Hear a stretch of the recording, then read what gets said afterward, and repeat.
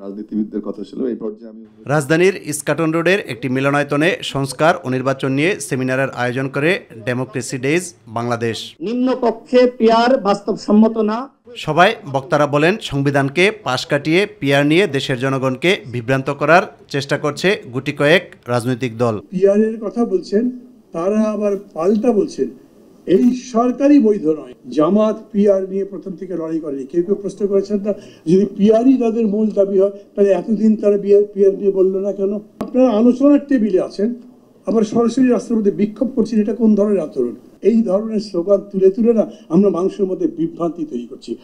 নিম্নকক্ষে PR আসে তাহলে উচ্চকক্ষে কোনো দরকার নেই। যদি উচ্চকক্ষ থাকে তাহলে উচ্চকক্ষে যদি পিআর আনা হয় তাহলে নিম্নকক্ষে পিআর এর কোনো দরকার নেই।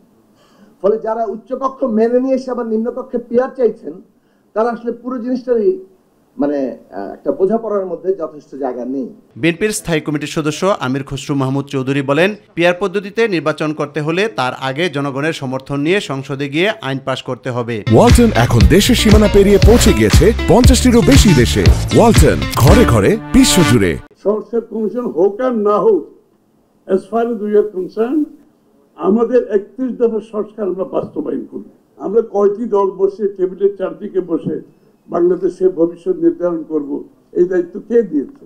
কোন রাজনৈতিক দলকে বিএনপিকেও দেয় নাই, অন্য কোনো দলকেও দেয় নাই। ঐক্যমত্যের একটা কমিশনের কথা বলে এর মধ্যে কতদিন এক্সারসাইজ করলাম, এখন আবার কমিশন ঐক্যমত্যের বাইরে গিয়ে আবার নতুন নতুন দাবি নিয়ে জাতিকে বিভক্ত করবেন।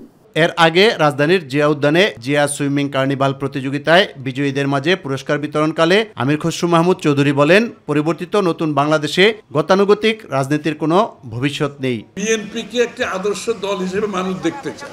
ইউসুফ আলী, মাই টিভি, ঢাকা। মানুষ যারা আছে আসলে